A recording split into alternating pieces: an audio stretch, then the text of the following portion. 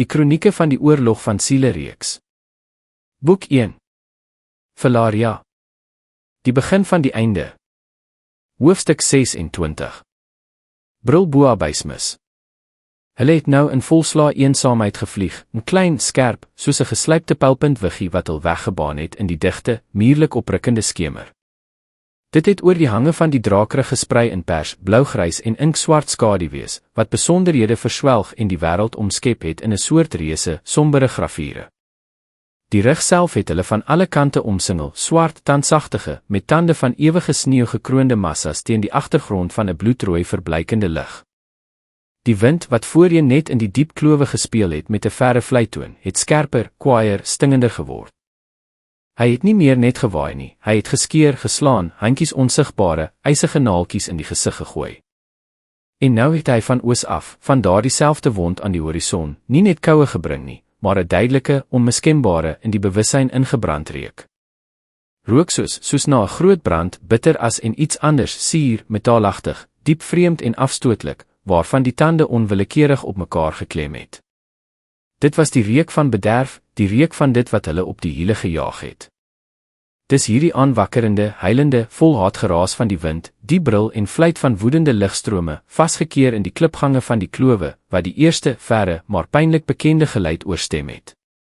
Dit het nie dadelik deur die gedreun van die vlug gebreek nie, dun, deurdringende, veelvuldige, wat nie net die ore nie, maar ook die siel gekloof het, wat alles binne-in laat verkramp het. Gils. Dieselfde wat 'n mens in nagmerries kon hoor. Hulle het eenvoudig nie agtergekom nie, nie betyds agtergekom nie hoe die tot dan toe onbeweeglike, met die rotse versmeltende skaduwees op die rande aan weerskante van die smal, soos 'n keelgat, kloof skielik lewend geword het. Hulle het gewoel, los van die klip gekom, vorm aangeneem. Hulle was soveel dat hierdie gewoel gelyk het aan die skielike aan die kookraak van swart, vloeibare teer teen die wande van die afgrond. Dit was nie 'n voorbereide versperring nie, nie 'n koelbloedig uitgestalde klassieke lokval van 'n redelike teenstander nie. Dit was 'n skielike, oorgrootte, blinde uitstorting van die suiwerste, wilde haat, wat uit die baarmoeder van die klip self geskeer het, uit die donker gewere van die berge. Van oor die skerp, soos 'n skeermes, pieke uit die donker, gapende splete van die onderste, van bo af onsigbare rande, en nisse het dit uitgestort en neergestort, lewende, in onstuimige stuiptrekking spartelende, stinkende lawine. Honderde uitgeteerde en beenagtige lywe met grys, met skirfte bedekte vel, met vliesagtige, geskeerde, soos ou, deur 'n storm verskeurde seile, vlerke. En lang geboë, soos sekels, kloue, vuil, geel, geskep deur die natuur vir een enkele doel. Om aan te gryp, vas te klou en lewende vleis aan stukke te skeer. Harpye.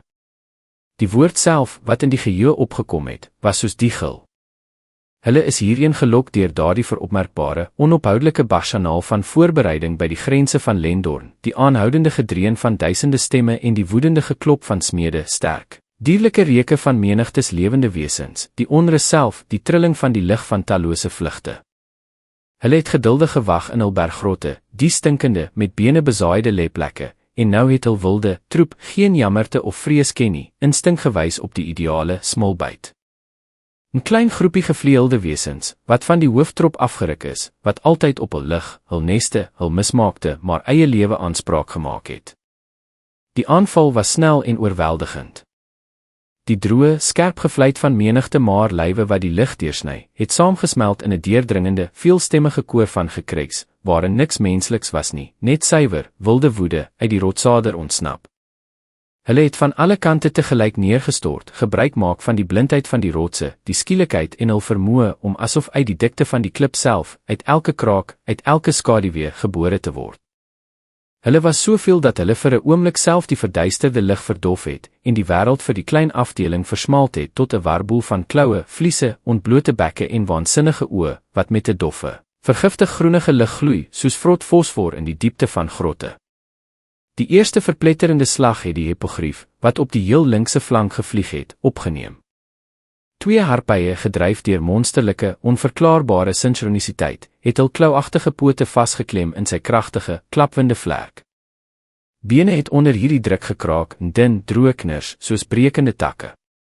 Derde, kleiner en ratse, het toegespring soos 'n perdeby, reg op die ruiter 11 af. Hy het instinktief 'n kort kling uitgetrek en staal het gekletter terwyl dit 'n glyende hout teen die keel afweer, maar balans was verlore, sy lyf het geswaai, sy voet het vir 'n oomblik in die leegte oor die afgrond gehang. Die hippogrief het van pyn en woede gehuil en die geluid was soos die knars van yster op klip. Hy het in die lug begin tuimel, desperaat rukkend, probeer om die vasgeklemde gedrogtes van hom af te slaan, en elke beweging het donker druppels bloed in die koue lug rondgespat. Sirkel. Sluit die sirkel. Die gil van Euler laag en hees soos die geluid van 'n gebarste oorlogstrompet, het vir 'n oomblik deur die algemene gegil en getier gebreek. Maar om te sluit, om die gewone grondverdediging te vorm, was in hierdie lugwarboel onmoontlik. Hulle was dig, wroetend omring.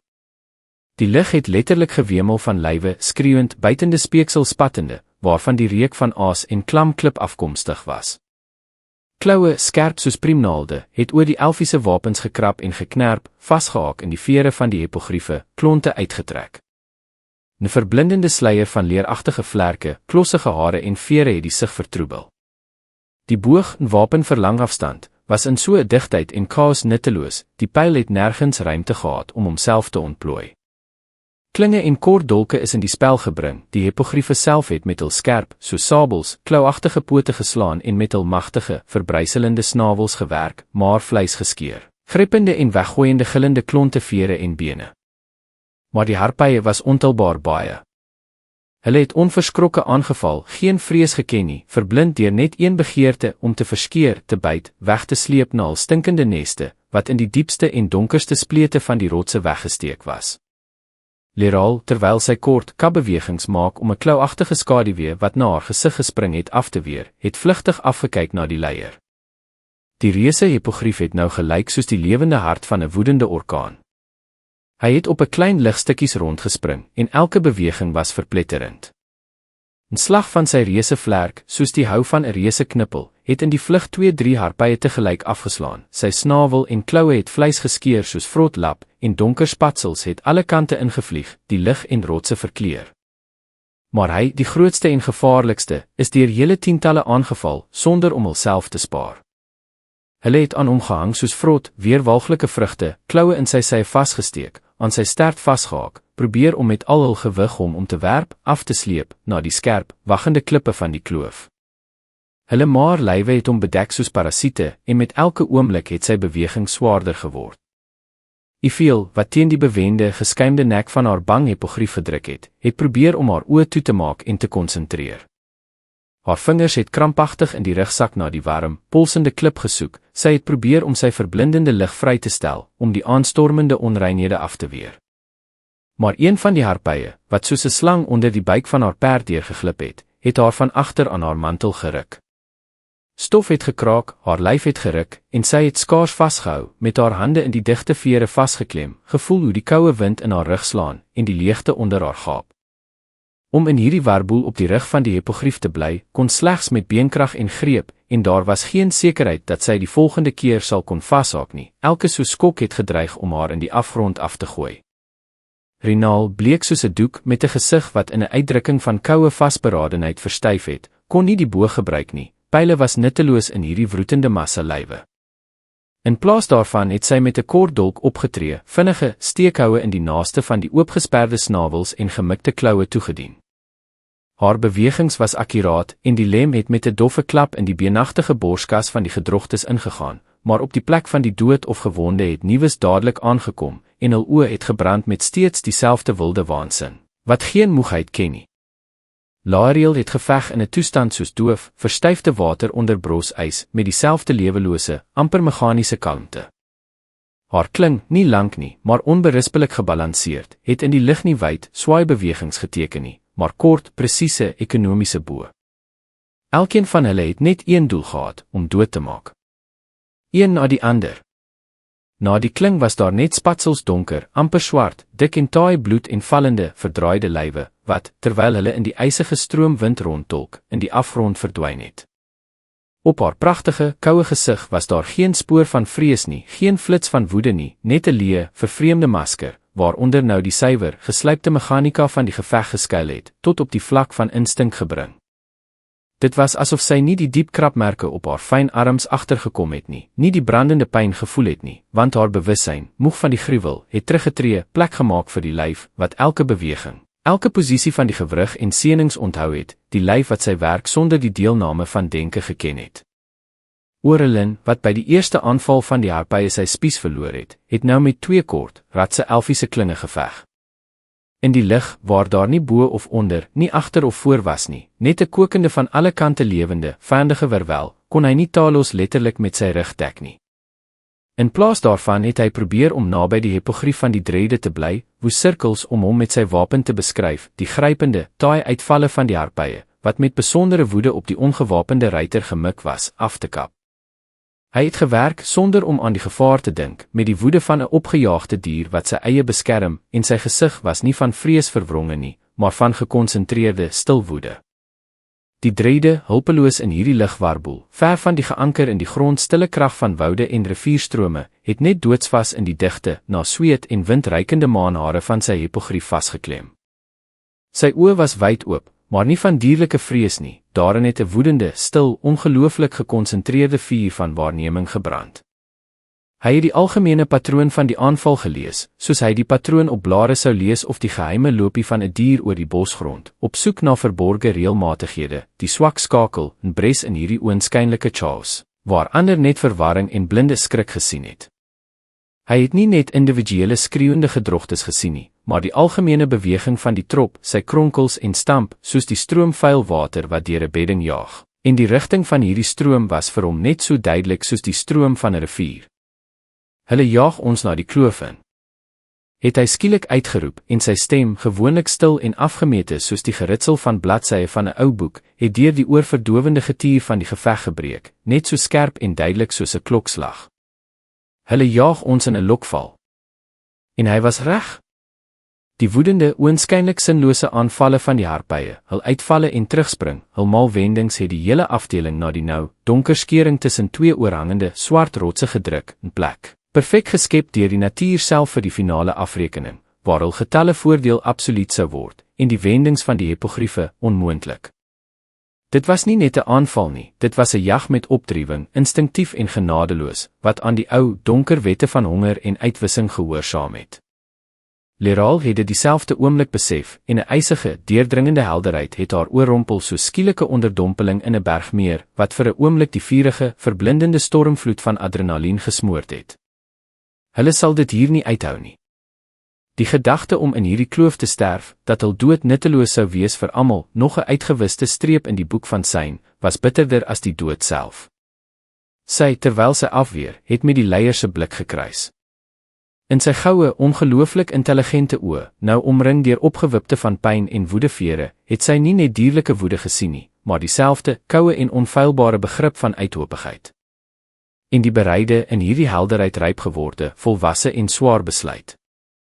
Die leier, wat die oorblyfsels van krag bymekaar gemaak het 'n geluid uitgegee wat sy nog nooit voorheen van hom gehoor het nie, nie 'n oorlogskreet nie, nie 'n gil van pyn nie, maar 'n lae, diep brul, wat in die been self vibreer en alles rondom verbrysel het, die lug gevul met oerou krag.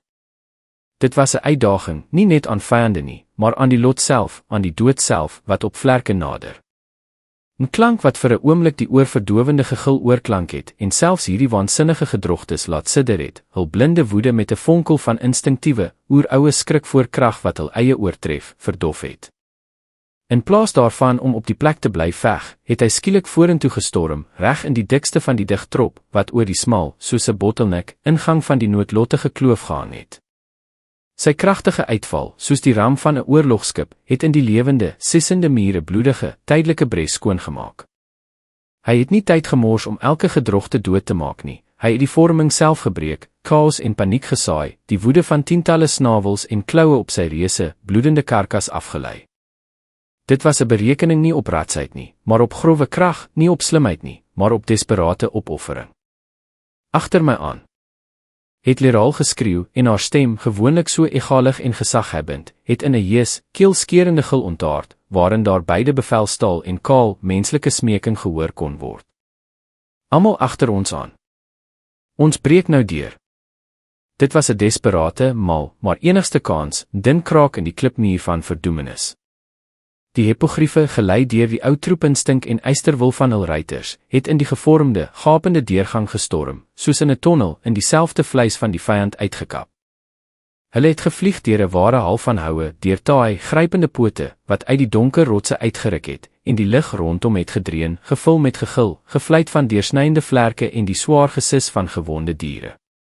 Dit het gelyk of die berg self op hulle neergestort het in die vorm van hierdie lewende, vyandige vleis. Euler, terwyl hy die aftog dek en sy balans opoffer, het met 'n magtige, presiese swaai van die kling die leeragtige vlerk van 'n harpie, wat op die onbeskermde rug van Rinaal gemik was, afgekap, en die gedrogte, met 'n doodsnik, onverstaanbare gehuil uitgegee, het soos 'n klip neergestort, haar kortgil het in die algemene gefluit van die wind opgelos. Hulle het uit die klipknypers uitgebreek, uitgevlieg na 'n relatief oop, winderige plato, waar die lig nie deur donker mure saamgepers was nie, en 'n mens ten minste een vrye, brandende van koue asem kon haal. Maar die harpye, wat van die verrassing herstel het, met nog groter, blinde woede, 'n deel van die trop verlore, maar nie die dors na bloed nie, het agterna gesit. Hulle gegil het nou triomfantlik en honger geklink, vermeng met die gehuil van die wind in die diep splete, asof die berg self hul woede herhaal het.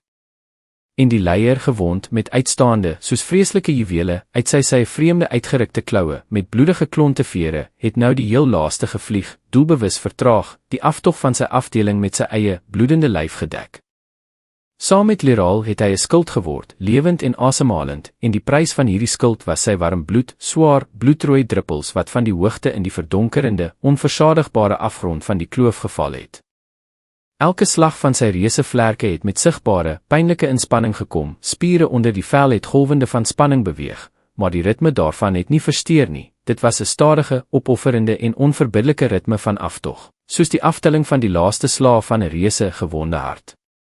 Rinaal, oor haar skouer omkyk, het gesien hoe die donker, sissende rivier van gedrogtes hulle amper met die kop toe bedek, en haar hart het in haar bors saamgeknip deur 'n ysige, genadeloose hand van wanhoop. Hulle sal nie betyds wees nie. Eenvoudig nie betyds wees om hulle te help nie. In haar ore het die gefluit van die wind en hierdie deurdringende, triomfantelike gegil gestaan, en in haar oë het die beeld vasgesteek, die reuse, eensame, bloedende figuur van die leier met die nog op sy rug met haar swaardviggende Leraal teen die agtergrond van 'n aaneenlopende, wroetende duisternis. Hulle het gelyk soos 'n eilandjie te midde van 'n woedende swart stroom, wat op die punt was om hulle sonder oorblyfsel te verswelg. Elke slag van haar kling, elke desperate uitval was op afstand sigbaar, kort, woedende flitse staal in die loodgrys skemer, vrugtelose pogings om van die onvermydelike af te skerm. Hulle het so 'n besluit geneem vir hul redding, en nou word die prys hiervan so betaal op die vlug, druppel vir druppel, slag vir slag. Dit was die rekenkunde van opoffering, genadeloos en eenvoudig. Die aftog van 'n paar word betaal deur die sterfenstryd van 2. En Rinaal, terwyl sy voel hoe die koue verlatenheid in haar bene dring, het al in haar gedagtes gesien hoe hierdie eilandjie uitdof, hoe die reuse lyf van die leier, deur tientalle kloue deurboor, hoogte verloor en in die kokende afgrond onder verdwyn, en saam met hom daardie koppige, desperate figuurtjie op sy rug wegneem. Van hierdie gedagte het haar asem gestok.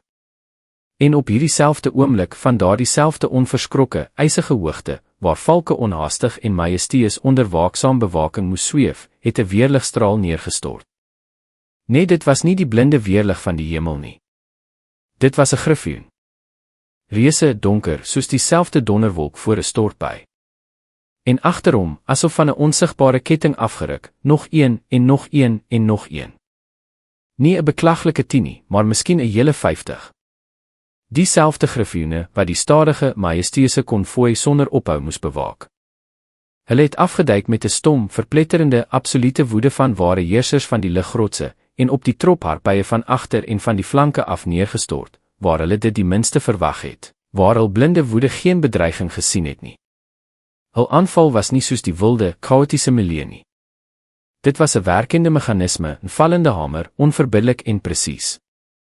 Magtige, in staat om klip te verbrysel, snavels en kloue geskep vir die jag op bergbokke en slangvliee, het brosbene gekraak en maar vleis geskeur sonder die minste sigbare inspanning, soos droë riete onder die gewig van 'n keisteen. Hulle het nie in die algemene, langdurige bekleierery betrokke geraak nie. Hulle het metodies, koelbloedig die trop in dele verdeel, sy lewende weefsel geskeur, die wilde woede van die harpye in blinde, paniekerige vlug, in suiwer, dierlike skrik omskep. In die lig het nie net gegil en gekraak gehang nie, maar ook reuk skerp koperagtig, die reuk van skielike en onomwonde slagting. Die harpye wat skielik met krag gekonfronteer is waarteen hul troeptaktiek en getalle beklaglik en nutteloos was, het gewankel en hul veergees het soos 'n seeborrel gebars, niks anders as die walms van vrees nagelaat nie. Hul oorwinningsgegil het vervang geword deur deurdringende bangskreeu van suiwer skrik, wat hulle voorheen nie geken het nie. Hulle het begin uitmekaar vlieg, rondgespring wie waarheen, magteloos en wannoordelik probeer om in bekende, smal splete weg te kruip, waarvan hulle onlangs so selfversekerd en woedend op jag uitgevlieg het. Maar nou het hierdie splete vir hulle lokvallig geword, waar hulle ingedruk het, vlerke gebreek en op skerp klippe klonte vel agtergelaat het. Onder hierdie duikende, genadeloose reuse het Leral, tot haar diepste verbasing, een figuur herken, nie die grootste nie, maar met 'n besondere, stywe, goed onthoue buiging van een vlerk. Dit was een van die leiers van die griffioene, wat op die rand langs die heer van die rande self gesit het. En hy het nou gevlieg nie net om dood te maak en te versprei nie, hy het doelgerig, soos 'n geslypte pyl, deur die woud van flitsende lywe direk na daardie plek waar hulle en die leier van die hippogriefe nog uit laaste krag geveg het, deurgedring. Sy bewegings was sonder drukte, elke vlerkslag, elke draai van die kop het een doel gedien, om die pad skoon te maak. Oor 'n paar oomblikke het die woedende bekleierery rondom hulle stil geword, asof dit weggespoel is deur 'n skoon, koue golf, gesyfer deur die grimmige en presiese ingryping van die van bo afkomers.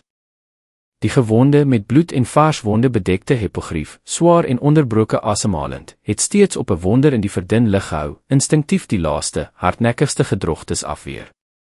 Die griffioen, wat 'n kort, vinnige verkenning rondom hom gemaak het, het nader gekom, 'n posisie effe van die sy en bo ingeneem, hom met sy lyf gedek. Hulle het nie geluide of knikke of enige ander tekens, wat vir die elfe verstaanbaar was, uitgeruil nie. Net vir een kort, maar oneindig betekenisvolle oomblik het hulle blikke gekruis, die intelligente, lydende amber en die koue, beoordelende goud, en in hierdie onmiddellike, stomme ontmoeting was daar onderlinge diepe begrip van hierdie hele vreeslike prys, betaal vir die afwyk van die oorspronklike, afgemete plan, en die diepste, dierlike respek vir die getoonde standvastigheid, vir die krag van die gees, nie gebreek deur pyn en getal nie. Dit was 'n gesprek in 'n taal, ouer as enige elfiese dialek, die taal van berge, hoogte en vergote bloed. Leral het gevoel hoe die siddering, lank in bedwang gehou deur die gevoelloosheid van die geveg, deur elke spier begin breek, 'n koue, onverbiddelike golf van moegheid en besef van al die verduurde pyn. Haar hand het skielik, rukkerig opgetel, asof sy nog steeds 'n hou afweer, 'n teken, verstaanbaar sonder woorde vir haar afgeteerde, tot op die limiet uitgeputte hippogrief. Land. Op hierdie donker, ongelyk uitsteekselrots, wat soos 'n afgebreekte tand uit die lyf van die berg gesteek het. Hulle het op die klip neergestort, en nie afgesak nie, en die klip het hulle met koue, harde, onverbiddelike werklikheid begroet. Veiligheid. Was dit? Net vir hierdie kort, uitleide tyd, gekoop met bloed en woede. Die harpye, nog onlangs dig, sissende wolk wat die lig bedek het nou in die verdikkende skemer uitmekaar gespat, agtervolg deur die griffioene. Die het hulle met koue, metodiese wreedheid van ware heersers van die lig afgemaak, nie soos krygers wat vir eer veg nie, maar soos roofdiere wat hul gebied van aas skoonmaak. In die lig, verdun en ysig, het die swaar, soet reuk van vars bloed gehang, vermeng met die skerp geur van verskeurde ingewande, stof en ewige klip. Die stilte, wat na die oorverdowende getier van die geveg ingetree het, was klinkend, gespanne, amper ondraaglik, asof die lig self sy asem ingehou het, luisterend na die laaste gesis van die sterwende. Sy het van die rug van die leier afgegly, en haar bene, gewoond aan vaste, betroubare grond, het gewankel en onder haar buig. Die langspanning van vlug en geveg, die adrenalien wat soos 'n vurige rivier in haar are gestroom het, alles het tegelyk teruggetree, 'n verrysende, uitmergelende swakheid daarna gelaat. Elke spier het gepyn en gewrigte het geknars soos roeskarniere. Eerstens, hy. Die leier. Sy magtige, eens volmaakte sy het nou op en afgegaan met swaar, onderbroke bewegings, elke asemteug het met sigbare inspanning gekom. Sy vel brons en glinsterend in ander dae, was nou met donker paadjies aangekoekte bloed gestreep, besaai met geskeurde, sypelende wonde. Uit die diepste op die rib polsend, het bloedrooi vog gesyfer, op die grys klip gedrup met 'n stil, afgemete klank, die aftelling van die laaste kragte van die reuse hart. Maar lewe het nog steeds in hom met die hardnekkigheid van die bergrot self vasgeklou, wild en nie gewillig om te gee nie. na hom, haar eie skaafplekke en kneesplekke vergeet, die pyn in ontwrigte skouers en gekrapte gesigte vergeet, het Ephiel en Rinaal al gehardloop. Hul hande vinnig en vaardig het in die reisakke gewroet, die kosbare botteltjies met dik balsams uitgehaal, wat na bitter als, bosment en soet, taaie heuning geruik het, en rolletjies skoon, wit, nog nie deur bloed geraak verbande. Uitdrukkings op hulle gesigte gewoonlik so verskillend, die een gekonsentreerd streng, die ander met 'n ligte spot in die mondhoeke, was nou dieselfde. Gefronste wenkbroue, saamgeklemde lippe, 'n blik vol angstige konsentrasie. Selfs die lig rondom die hipogrief het gelyk of dit verdig het teen strydige reuke, die tersende genesende bitterheid, soetagtige spesery en skerp, warm, ysteragtige taaiheid van bloed. Ephiel het op haar knieë gesak, geen aandag gegee aan die skerp klippe wat in haar vleis gedruk het nie. Haar vingers, fyn en sterk, het die rande van die vreeslikste wond versigtig betas, en die leier, selfs in half bewustelose toestand, het dof gesidder, maar nie weggetrek nie. Sy het in sy oë gekyk, in hierdie intelligente, amper speels, nou vertroebel deur pyn en moegheid. Daarin was geen vrees nie, net strawe, dierlike geduld en diep, stomme moegheid. Hou vol, reus, het sy gefluister, en haar stem, gewoonlik helder, het gedemp en hees geklink. Hou vol. Dit is nog nie die einde nie. Rinaal, intussen, het met vinnige en geslypte bewegings die verbande al oopgedraai. Sy het 'n dik laag balsam op die geskeurde rande van die vleis aangebring, en die leier het weer gesidder, 'n kort, beklemde geluid soos 'n kreun uitgegee, maar dadelik stil geword, asof hy sy swakheid skaam. Leraal het stadig met inspanning haar oë opgelig, na die verdonkerende, bodemlose hoogte gestaar. Hoog, skaars sigbaar in die nagblou, het die onverskrokke, reuse silhouette van die valke met hul vrag onhaastig en majesteus gesweef. En nog hoër as hulle, soos donker, onverbiddelike en volmaakte wagte, het die slanke, skerp wiggie van die griffioene stadig, met koue waardigheid op hul hoogtes verbygevlieg. Die hele reuse ligkonvooi het nie vir 'n sekonde gestop nie, nie gewankel in sy majesteuse, onhaastige gang nie. Hul klein, desperate, bloedige bekleierery daaronder tussen rotse en gegil, was vir hierdie reuse ligmag net 'n klein, amper onmerkbare rimpeling op die oppervlak van 'n diep en onverbiddelike oseaan van gebeure, selfs nie opgemerk in die algemene, groot beweging na die verre, vreeslike doel nie. En van hierdie aanskoue, hierdie kalmte, onverskillige grootsheid, het dit nog kouer in die siel geword. Na hulle toe op die rotsvlak, wat die lig met magtige slae van reuse vlerke deursny, het die griffioenleier, aanvoerder van die wat te hulp gekom het, glad, soos 'n reuse skip wat na 'n eensame strand aanvaar, gelyk. Sy growwe, sandbruin pels op die skouers en magtige bors was dig bespat met swart, taai, al stollende bloed van die harpye, en op een van die vreeslike, geboë kloue het 'n klomp vuil, vliesagtige vlerk doelloos gehang, 'n trofee wat vir hom geen waarde gehad het nie. Hy het na Leraal met sy nie knipperende, ooglose blik gestaar, en in sy nou, geel oë met vertikale, soos 'n slang, pupille was daar geen spoor van verwyd vir eiesinnigheid en afbreek nie, geen stom vraag oor die rede van die gebeurde nie. Daar was net die koue, onfeilbaar analitiese, beoordelende blik van 'n ou roofdier en kryger, wat op onsigbare skale sy verliese, oorblywende bedreigings en die volgende nodige aksie in hierdie bloedige spel afweeg. Leraal het hierdie dierlike blik ontmoet, geel met 'n vertikale piepel, ooglos en daarom lykend asof dit ewig wakker, ewig beoordelend is. Daarin was geen menslike warmte nie, nie eens 'n weerspieëling van die eenvoudige verstaanbaarheid wat in die oë van haar hipogrief leef nie. Dit was die diepte van ou, vreemde rasionaliteit, onderworpe aan ander wette, oorlewing, gebied, growwe krag en koue berekening. Sy het nie in haar uitgemergelde kopwoorde gevind nie. Nie dankbaarheid, wat klein, onbeduidende muntstuk gelyk sou wees, in 'n bodemlose put gegooi vir wat net gebeur het nie. Nie regverdigings vir die afbreek, vir die aangelokte nood nie. Haar gedagtes was taai en stadig, soos teer wat uit 'n gewonde boom sypel. Sy het net geknik.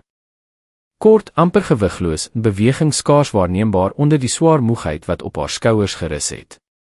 Maar in hierdie knik was alles. Erkenning. Erkenning van die prys wat in die duisternis van die kloof met donker bloed betaal is, erkenning van daardie strawwe rekenkunde wat hierdie wêreld regeer. Dit was nie jammerte nie, nie barmhartigheid, gebore onder veranderlike lig nie. Dit was die uitvoering van 'n ooreenkoms. Strawwe, letterlike, tot die laaste streep, tot die laaste druppel. Die griffioene het die bewaking van die konvooi op hulle geneem. Hul afdeling afgeruk, in 'n woedende swerm harpye ingetrek, het 'n bedreiging vir hierdie konvooi geword, 'n bedreiging wat die kragte van die bewaking aflei en verbruik. Die bedreiging was ontdek en genadeloos met roofdier-effektiwiteit geneutraliseer. Alles was eenvoudig, duidelik, logies, sonder oortollige, onnodige gevoelens, asof die oorlog self, koud en berekenend, al sy onverbiddelike wette gedikteer het.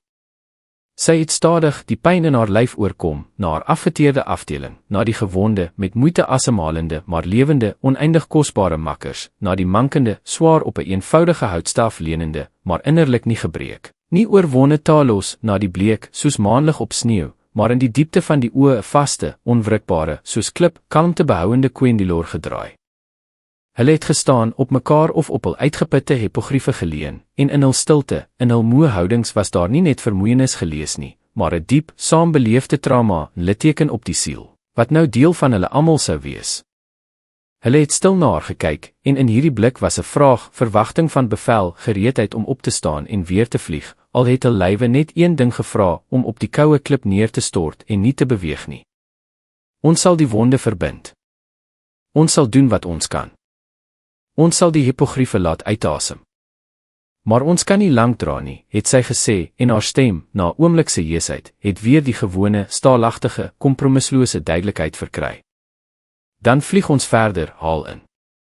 Nou weet ons presies dat hulle ons nie vir die wolwe sal agterlaat nie. Die stilte wat op die rotsuitsteeksel neergedaal het, was broos, wankelbaar en diep misleidend, soos die dunste, deursigtige vliesys oor die oppervlak van kokende, op ontploffing wagwater gespan. Die lig, net deur gegil en geklink van staal aan vlaarde geskeur, het nou gedreun met 'n lae, verre, amper spookagtige gerommel. Dit was die afgemete, reuse klop van honderde en duisende vlerke van die stadig verdwynende ligkaravaan. Die echo van daardie groot mag het geleidelik in die berge opgelos, deur die klip verswelg, hulle in 'n klinkende, angswekkende, drukkende leegte gelaat, waar net die gefluit van die wind in die klowe gehoor kon word. 'n Ruk later het Leral al op die heel rand van die plato gestaan, nie na haar mense omgedraai nie, en nie af in die afgrond gekyk nie, maar op in die verdig lig. Nie na die agtergeskeerde wolwe verborge sinistre, polsende gloed in die ooste nie, maar na die swart, duidelike silhouette wat waaksaam, patrolliesirkels reg bo hul koppe getrek het. 'n Dosyn griffioene agtergelaat as 'n stomme, maar tasbare waarborg van veiligheid. Hulle het amper geluidloos gesweef, hul goue, nie knipperende oë met vertikale pupille het onophoudelik, metodies elke donker spleet, elke oorhangende rand, elke bewegende skaduwee in die donker geskandeer. Hul teenwoordigheid in beginsel moes geruststel. Maar dit het net met wrede helderheid beklemtoon hoe kwesbaar, klein en van hul trop afgesny hulle, die elfe en hul ligperde, hier was. Talos, met sy rug teen die koue, warmte absorberende klip geleun, het sy oë toegeknyp, sy staf styf in sy hande vasgeklem, waarin die kristal nou net soms met 'n moe groen lig geblink het. Hy het nie na die heilende wind geluister nie. Hy het na die stilte self geluister, na die geluide wat daaronder gebore is. En in hierdie misleidende stilte het hy iets anders, vreemds begin onderskei. Ligte, krapende, veelvuldige beweging binne die dikte van die rots self. Droë, soos die geritsel van sand, geritsel van menigte kloue op growwe graniet, wat nie van bo nie, maar uit die diepte van die donker, gapende skeure aan die voet van hul uitsteeksel gekom het, asof die rotsaarde, dieselfde vleis van die berge, van binne afgeskraap en gewoel het, gereed vir uitbarsting. Hy het sy oë oopgemaak, en sy blik het onmiddellik met die van Ailer, wat naby op wag gestaan het, gekruis. Die wag, wat op 'n ontblote, al skoongemaakte kling geleun het ook in 'n gespanne houding stilgestaan, en sy staal, aan gevaar gewoond oë was nie op die majesteuse wagte in die lug gefestig nie, maar op die swart, bodemlose mond van die naaste nou kloof, waarvan, dit gelyk het, hierdie beweging afkomstig was. Tussen hulle, stil, het 'n vinnige, soos 'n flits, vonk van volle en onfeilbare begrip deurgevlieg. Wat voorbereid word, sal nie 'n woedende, maar chaotiese aanval van 'n woedende dier wees nie. Dit is iets anders. Doelgerig. Beheerd. Leral, die stem van die drede het stil, amper fluisterend geklink, maar met so 'n duidelike, skerp angs dat sy onmiddellik na hom omgedraai het, haar hele lyf 'n nuwe ongeluk aanvoelend. En op dieselfde oomblik, asof sy voorgevoel bevestigend, het die griffioene, wat bo hulle patrolleer het, skielik, sinkronies die patroon van hul vlug verander. Hul gladde, onhaastige sirkels het vervang geword deur skielike, rukkerige, amper styptrekkende wendings.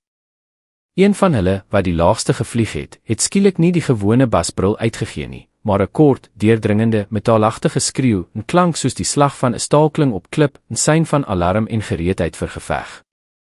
En uit al die omliggende donker splete van onderoorhangende rande, asof die berg self dit nie kon verdra nie, uit sy verborge pore 'n nuwe, giftige stroom uitgestort het die tweede golf oor die plato gestroom.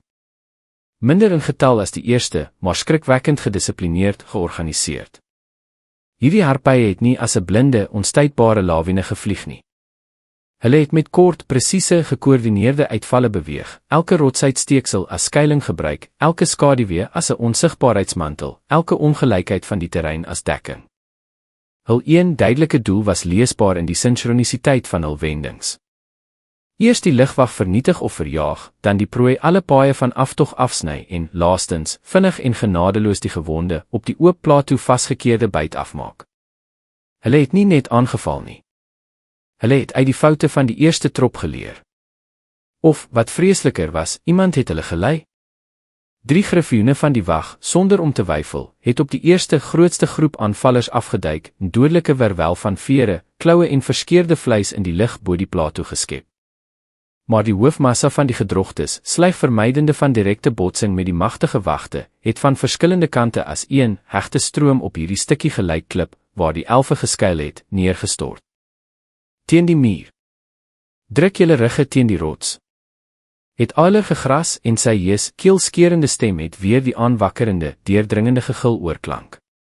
Om in die middel van 'n oop van byna alle kante platform te verdedig, was suiwer selfmoord.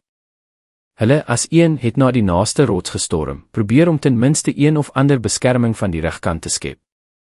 Die hippogriefe, snyfend van pyn en woede, op hul agterpote opstygend, het instinktief 'n lewende, asemhalende ring van lywe, snavels en kloue gevorm, in die bewende middel waarvan die mees kwesbaarste, die wat nie vinnig kon beweeg nie, oorgebly het. Ifiel, haar eie veiligheid vergeet, die diep krapmerk op haar arm en dat haar klip vir genesing bedoel is, en nie vir aanval nie, het krampagtig haar liggende, warm klip hoog bo haar kop opgelig. 'n Verblindende, pynlik wit, oosnydende flits, soos 'n klein weerligstraal, het vir 'n oomblik die hele plato verlig, skerp, swart skaduwees van elke klip weggooi. 'n Paar harpye, wat in die episentrum van hierdie skielike lig beland het gehuil, hul sensitiewe oë met benagtige pote toegeknyp en in die lig heeltemal oriëntasie verloor. Maar een groter en slimmer as die ander met vuil vere van ou roes en aangekoekte bloed, het nie van bo nie, maar van die sy af ingeglyp, ratse onder die buik van haar eie, wagstaande hippogrief. Alreeds uitgeput deur die vorige bekleierery met 'n verbonde vlerk, het hy skrikkerig na die kant geruk, probeer om die ongenooide gas met 'n magtige klauagtige poot te slaan. Maar die harpie was vinnig, presies en genadeloos soos die dood self. Haar lang, benagtige, geboë kloue het nie eens op die elfie gemik nie, hulle het met gekraak en gefluit in die hippogrief direk by die basis van die magtige vlerk, in die mees kwesbare, fyn verstrengeling van senings, ligaments en brosbeentjies, bedek net met dun vel en sagte vere, vasgesteek. Daar het 'n weer walglike, nat, nie hard nie, maar duidelike kraak geklink, die klank van brekende bene en skerende senings, soos wanneer onder die gewig van naderende winter 'n verdroogde tak breek. Hierdie kraak was dadelik oorstem deur die gil van ondraaglike, dierlike pyn, uit die diepte van die keel van die edele dier ontsnap, 'n gil waarin niks van 'n redelike wese was nie, net suiwer, oeroue angs van verskeurde vleis. Hierdie klank was vreesliker as enige skreeu van geveg, want daarin was nie woedende ontkenning van die dood gehoor nie, maar sy onomwonde, stadige triomf. Die hippogrief van Ifiel het nie net geval of gestruikel nie. Omvergeslaan deur hierdie verraderlike, verminkende hou, op die mees kwesbare punt gerig, waar beengewrig onder dun laag vel en vere ontmoet, het hy instinktief die laaste gedoen wat hy vir haar kon doen. Sy lyf, nog steeds aan sy wil, en nie die allesverslindende pyn gehoorsaam, het haar met 'n skielike, magtige beweging met sy weggeslinger, probeer om haar daarmee van die kloue van die harpie te red. Dit was die laaste daad van getrouheid, 'n gebaar gebore nie uit denke nie, maar uit die ou band tussen die een wat regeer en die een wat dra. self nie die skielik versteurde balans hanterend en nie meer een vlerk beheerend wat nou leweloos gehang het, soos 'n gebreekte mas, het hy op die heel rand van die klipvlak neergestort, en toe het hy afgevlieg, in die nou donker soos 'n graf, skering tussen twee rotse in die duisternis verdwynend, en net die laaste slag van die gesonde vlerk het hierdie val vir 'n oomblik vertraag, soos 'n afskeidsgebaar.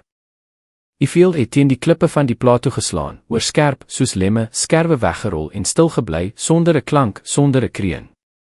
Die lig het haar longe in een klanklose, pynlike kramp verlaat, en die wêreld het vir 'n oomblik versmal tot 'n wit flits van pyn in die agterkop en die soutige smaak van bloed op die lippe. Van onder uit die swart, bodemlose duisternis van die skering, het daar nog 'n paar sekondes hees, onderbroke, styptrekkende sigte en dof, magtelose geklop van hoewe op glydende klip gehoor gekom, laaste pogings om op te staan, verdoem en aangrypend in hul wanhoop. Toe het volle finale stilte geheers, daardie spesiale stilte wat intree na die heengaan van 'n groot lewe. Net die wind, ewige inwoner van die berge, koud en onverskillig, het gehuil in daardie kloof, waar nou die gebreekte lyf van haar getroue perd met vir ewig gebreekte vlerk en gebreekte rug gelê het. Leral, terwyl sy die woedende aanval van twee harpye, wat voor haar rondgespring het, afweer, het hierdie toneel net met die ooghoek gesien, maar dit was genoeg. 'n ysige, brandende golf het deur al haar are gerol, vir 'n oomblik beweging lam gelê. Nee. Nie haar nie. Nie Ifiel nie. Nie nou nie. Nie na alles nie. Met desperate, boekragpoging van die wil, het sy die kling in die verdraaide keel van een gedrogte gedruk, dit uitgeruk en die tweede weggestoot, oor die hele plato, deur chaos en bloed, na die plek waar sy gelê het, gestorm. Bo hulle in die lig, het die woedende geveg van die oorblywende griffioene met die hoof, georganiseerde magte van die harpye gewoed. Maar selfs die eisterdissipline en oorweldigende krag van die gevleelde heersers van die berge het gebars.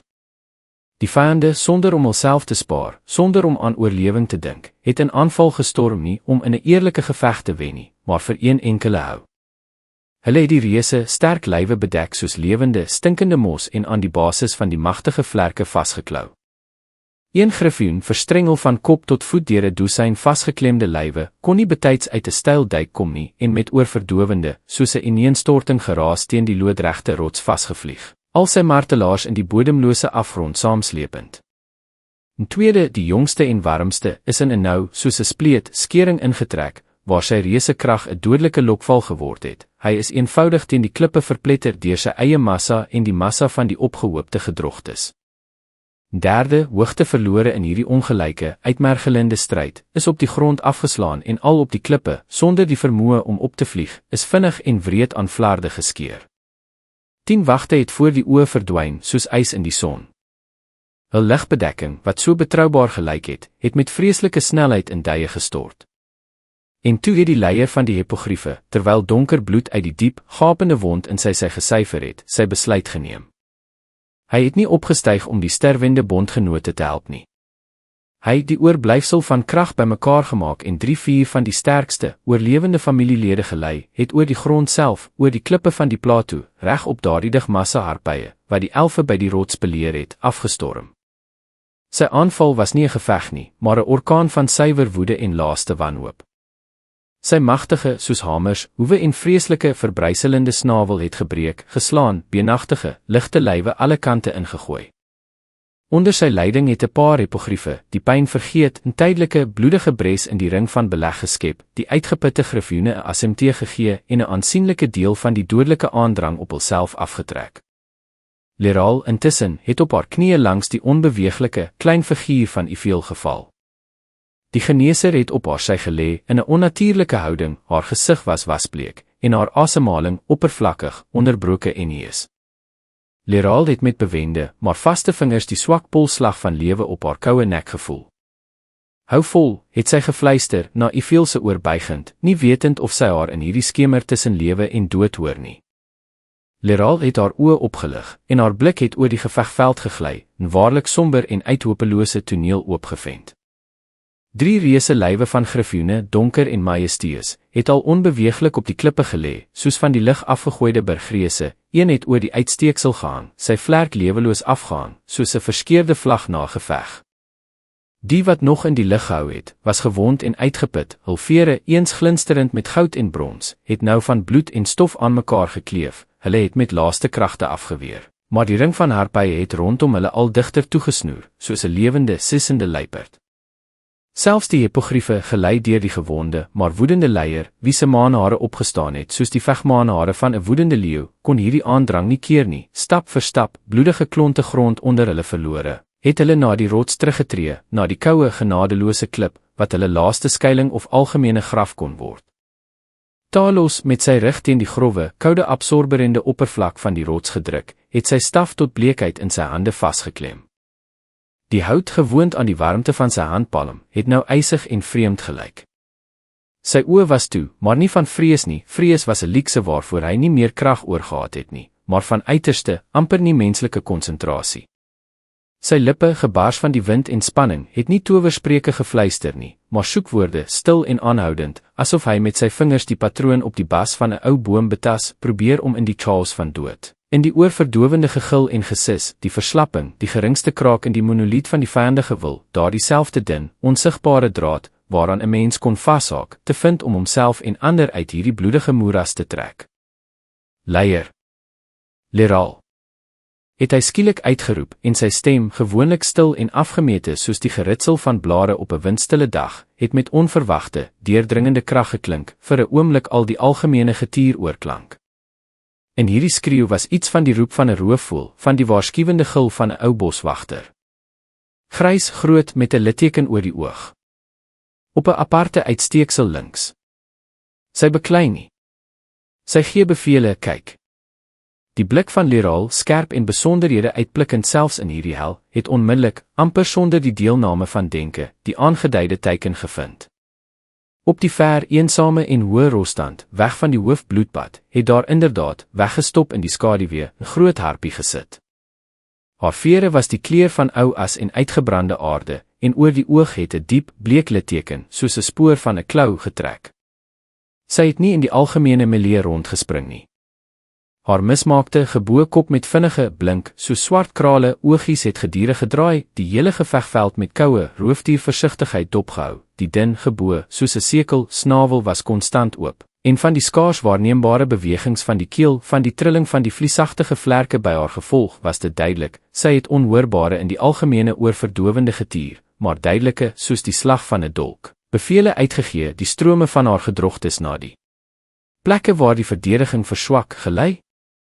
Die gedagte, desperate en helder soos 'n lem, het in Leraal se kop onmiddellik, sonder twyfel, ryp geword. Dit was nie taktiese vernuf nie, dit was die instink van 'n opgejaagde dier, bereid om alles te waag vir een dodelike sprong. Aller! Orelin! Na my toe! In die lig! Het sy beveel en in haar stem, eers van die skreeu, was daar nie 'n versoek gehoor nie, maar 'n bevel gesmee in die smeltkroes van die geveg. Sonder om 'n sekonde te mors, het sy op die eerste beskikbare hippogrief gespring, nie haar eie nie, maar een van die oorlewende, wie se vel met vars krapmerke bedek was. Die dier, die eysterbesluit en woede van die ryster voelend, het gehoorsaam gebuig. Sonder om meer iets te verduidelik, en sonder om na die ander om te kyk, wie se gesigte maskers van wanhoop en hoop geword het, het sy skielik nie na die dikte van die geveg gegaan nie, maar langs die rand van die plaat toe. Haar hippogrief het vorentoe gestorm met 'n lae, vinnige, amper klanklose vlug, amper die punte van sy reuse, gewonde vlerke teen die skerp uitsteeksels van die klippe gehaak, asof die dood self in sy rug asemhaal. Aller en Orelin, sonder om 'n oomblik te weifel, sonder oortollige vrae te vra, het op hul uitgeputte hippogriefe gespring en haar gevolg, van die algemene ring van verdediging afgeruk, in die gapende mond van gevaar gestorm. Die harpye met een of ander troep, amper telepatiese gevoel, het hierdie wending amper dadelik aangevoel. 'n Deel van hulle, die mees beweeglike en slyigste, het met skielike, soos geknars skreeu van die uitmergelende aanvalle op die griffioene en die oorblywende verdedigers afgeruk en in agtervolging gestorm, in die koue ligslingers geteken, asof 'n trop honger, swart pyle. Maar Leraal, haar tande tot pyn toe op mekaar geklem, het nie aandag gegee aan die agtervolgers nie. Haar hele wese, alle wil was op een teiken gekonsentreer, op daardie rosstand waar die grys aanvoerster gesit het. Sy het haar klein afdeling direk op haar afgelei, soos 'n pyl, uit 'n stywe boog geskiet, wat deur die storm na die teiken vlieg. Die harpie met die litteken het hulle nader kom sien. In haar klein, blink oë vol wilde, roofdier-intelligensie het nie vrees nie, maar vinnige, koue berekening geflikker, soos by 'n ou wolf wat byt opjaag. Sy het nie paniekbevange geraak nie. Asof deur 'n onsigbare veer afgeslinger, het sy van die uitsteeksel af nie af, in veiligheid, gestorm nie, maar vorentoe hulle tegemoet. Meesterlik spoed opgedoen in 'n kort, amper vertikale duik, het sy hulle tegemoet gejaag, 'n uitgesoekte, grimmige handjievol van die grootste en kwaadste harpye gelei, hul kloue het geblink soos vuil geel dolke. Leraal, sonder om spoed te verminder, het die pees van haar lang elfiese boog gespan. Die veerkragtige hout het in haar hande gebuig, die bekende en lewende buiging, wat fluister oor duisende ander skote, oor die stilte van die woude van Lendorn. Die pyl, dun en skerp met vere deur ryp aangeraak, het in die verdikkende, met skreeu gevulde lug gevlieg en presies in die vlies van die vlerk van die naaste harpie uit die gevolg ingedring. Die, met 'n gil, soos die knars van roeshekke, het getuimel, hoogte verloor en in die grys sluier onder verdwyn. Eiler, wat links gevlieg het, 'n ander gedrogte, wat van bo op hom afgeduik het, nie met 'n wyd swaai nie, maar met 'n kort kap, soos 'n takkap, hou van sy elfiese klink getref. Staal het geblink en die klauagtige taaipoot het na die kant weggevlieg, en die, in haar eie gil versmoor, het op die klippe neergestort.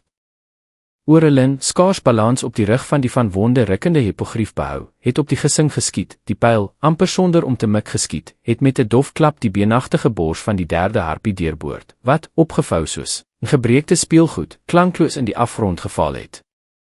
Maar hulle was net 3, en die harpye in hierdie ontmoetingsgroep, meer as 'n dosyn. En self die aanvoerster van die trop, die grysgedrogte, was al in die laaste, dodelike sprong. Haar lang, haakvormige, soos ettegans, kloue was direk op Leraal gemik, in haar gesig, in haar keel, in haar bors, daar waar onder die wapenrusting 'n hart vol woede en wanhoop geklop het. Die lig het om haar maar lyf gevlieg, die reuk van aas en klam klip het tot by Leraal gekom, skerp en weerwalglik. En toe het 2 van die 7 oorblywende griffioene, asof hulle haar desperate, onuitgesproke plan deur die chaos van die geveg en die gebrul van die wind gelees het, die laaste, opofferende, ongelooflike wending uitgevoer. Met 'n donderende, sterwende gebrul, wat vir 'n oomblik al die klanke, die gegil, en die geklink van staal, en die krene oorstem, het hulle laag oor die rotse self verbygejaag, hul skaduwees oor die klippe gegly, soos skaduwees van reuse, vallende sterre. Hulle het soos 2 swart, lewende weerligstrale reg in die grys harpie en haar dig, klauagtige lyfwag vasgevlieg. Die eerste griffioen, al bloedend uit die geskeurde wond in sy sy, het met sy magtige, soos klip, lyf die aanvoerster van die presiese, moordende koers afgeslaan, dadelik vasgeval in die warboel van haar vasgeklemde gevolg. Die kloue van die harpye het in sy vel vasgesteek, vere geskeur, maar hy het nie meer daarop gelet nie. En tweede, die risiko neem om die volgende oomblik aan vlaarde geskeer te word, het die lydende harpie van die sy met al die verpletterende krag van sy benige vlerk geslaan. Daar het 'n dof, weerwalglike kraak geklink, soos brekende droë takke, en die maar, beenagtige lyf van die aanvoerster het onnatuurlik geboe. Deurdringende, woedende, vol onuitspreeklike pyn en woede gegil, meer soos die knars van yster op klip, het bo die hele gevegveld gebreek, vir 'n oomblik al haar wilde, woedende trop laat verstom en versteek. En hierdie klank was nie net pyn nie, maar die ineenstorting van wil, die ineenstorting van roofdiere-intelligensie. Hierdie oomblik, hierdie wimperslag was genoeg. Genoeg vir Leraal, wat in 'n paar tree van die verstrengelde, verginde, vallende warboel van lywe en vere beland het, om die pees te los. Die pyl met soveel krag geskiet dat die pees bloedige stroke op haar vingers gelaat het, die vel afgeskeer, het die kort pad gevlieg en direk in die oop, in stom, laaste skreeusnavel van die grys harpie ingevlieg. Die punt het diep in die keel, in die donker, borrelende vleis verdwyn. Die gegil het op die hoogste noot afgebreek, in 'n borrelende, versmorende gesis omskep. Die wese, rukkend in wilde, wanorde doodstyptrekkings, het opgehou om roofdier te wees, het net 'n stuk vallende vleis geword. Dit het soos 'n klip afgestort, op die skerp, wagklippe aan die voet van sy eie rand, en daar gelê, klein en beklaglik teen die agtergrond van die majesteuse rotse. Met die dood van die aanvoerster het daar in die trop harpye onmiddellike, amper magiese omskakeling plaasgevind. Daardie gekoördineerde, wrede, presiese aanval, wat die elfe en hul bondgenote in staalknypers gedruk het, het soos 'n kaartjiehuis, onder die asem van die ysige wind, uitmekaar gespat. Hulle het rondgespring, algemene rigting en daardie blinde, troepwil, wat hulle gelei het, verlore. In hulle plek het net 'n klomp bang, kwaai gedrogtes ontstaan. Hulle het wanneerlik begin terugtrek, rondspring, teen mekaar vasvlieg, weggeskuil in bekende donker splete en skere, asof 'n onsigbare hand, wat hulle gespan soos pees gehou het, skielik sy vingers losgemaak het. Die agtervolgers van Leral het ook gewankel, hul aandrang het verswak, woede het deur verbuistering, en toe vrees vervang. Met nog 'n paar woedende, maar al sinlose, sonder doel uitvalle gegooi, het hulle begin agteruitgaan agter die ander aan, in die duisternis oplos, hul gegil het nou nie as bedreiging geklink nie, maar as paniekerige, deurdringende gehuil van 'n verstrooide trop. Die geveg, hierdie alles verslindende werwel van vere en woede, het amper net so skielik stil geword, as wat dit op hulle neergestort het. In die plek van die oorverdowende gegil het stilte gekom, nie vreedsame nie, maar swaar, dig en drukkende, asof die rotse self al die geskreeu ingesluk het, en nou nie in staat is om dit uit te asem nie. Dit is slegs deur klanke, waarvan die bloed stilgestaan het, versteur. Die hees, onderbroke asemhaling van die gewondes, die sterwende, borrelende geskortel van een van die griffioene, en die beklemde, dierlike krene van die hippogriefe, wat probeer het om op bewende bene op te staan. Die lig het onbeweeglik gehang, deurweek met die koperagtige reuk van bloed, die buitende walms van verskeurde ingewande en stof, wat van onderhoewe en vlerke opgewaai het. Leral het stadig, asof deur 'n ander se wil gedryf, die boog laat sak. Die pees het klankloos verslap. Haar hande het nie gebewe nie, hulle was koud en klam van sweet, gemeng met ander en eie bloed, en hulle het onbeweeglik gelê, soos twee uit klip uitgekap blokke, wat hul krag vergeet het. Sy het haarself gedwing om die gevegveld met haar blik te oorsien, en hierdie toneel het vir altyd in haar geheue ingebrand, elke aaklige streek, elke detail van hartseer en verliese. Twee griffioene, wat op 'n wonder die laaste, opofferende aanval oorleef het swaar, met moeite, asof hulle die ondraaglike swaarheid oorkom, langs die ander oorlewende familielede op die klippe neergesak. Uit die menigte geskeurde wonde op hul magtige lywe het donker, amper swart bloed gesyfer, stadig oor die grys klip uitgesprei, daarin ingesuig, soos in 'n onversadigbare spons. Nog een, die jongste met vere, wat nog nie al die strengheid van die pieke leer ken nie, het stil bloed uit die wond in sy gesyfer, sy goue oog, waarin so onlangs die weerkaatsings van woede gedans het al verdof en met die sluier van naderende duisternis bedek. Die hippogrief van Ifiel is dood. Sy lyf met gebreekte vlerk het in die afgrond gelê, en die koue wind het klonte van sy eens blink maanhare gewoel. Ifiel self het naby sonder bewussyn gelê, bleek soos 'n doek, waarop net skaduwees kneesplekke en skaafplekke vertoon het. Twee ander hippogriefe met ernstige wonde kon nie opstaan nie, hul magtige lywe het by elke poging om te beweeg gesidder. Talos en Quendilor met hul rugge teen die koue, growwe klip van die rots gedruk, was lewend, maar dit was lewe gemerk met diepe moegheid en pyn, hul gesigte en hande was bedek met krapmerke en taai stof, gemeng met bloed. Rinal sonder klank snik, haar hele lyf sidderend, helemaal in bloed, ander en haar eie, het al na die onbeweeglike lyf van Ifiel gekruip. Haar vingers, gewoonlik so vaardig en selfversekerd, het nou gebewe, magteloos oor die bloedige weefsel gegly, probeer om ten minste een of ander steunpunt, die geringste teken van lewe, te vind. Hulle het deurgestaan. Op 'n wonder. Maar die prys van hierdie oorwinning, as dit 'n oorwinning genoem kon word, het die siel verbrand, op die skouers neergelê as 'n onuitdraaglike, koue las, wat verder gedra moes word. Die griffioene, hierdie trotse, vreemde en ontoeganklike heersers van die ligrotse, het hier, op hierdie deur almal vergeet plato, geval. Hulle het geval, hulle verdedigend, wesens van 'n ander volk, ander bloed. Leral, terwyl sy die pyn in elke gewrig oorkom, het van die rug van haar hippogrief afgespring.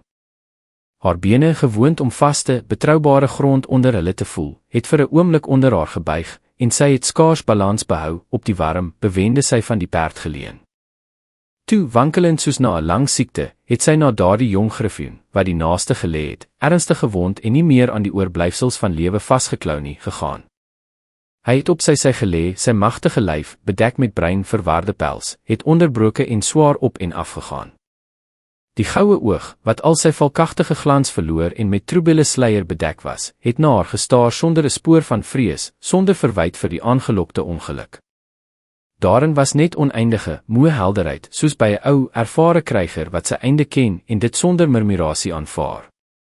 Uit die diep, gapende wond in sy sy, waaruit, soos vreeslike trofee, gebreekte van ander se kloue uitgesteek het oorvloedig, polsend in takt met die skaars hoorbare hartklop, donker, dik, amper swart bloed gesyfer.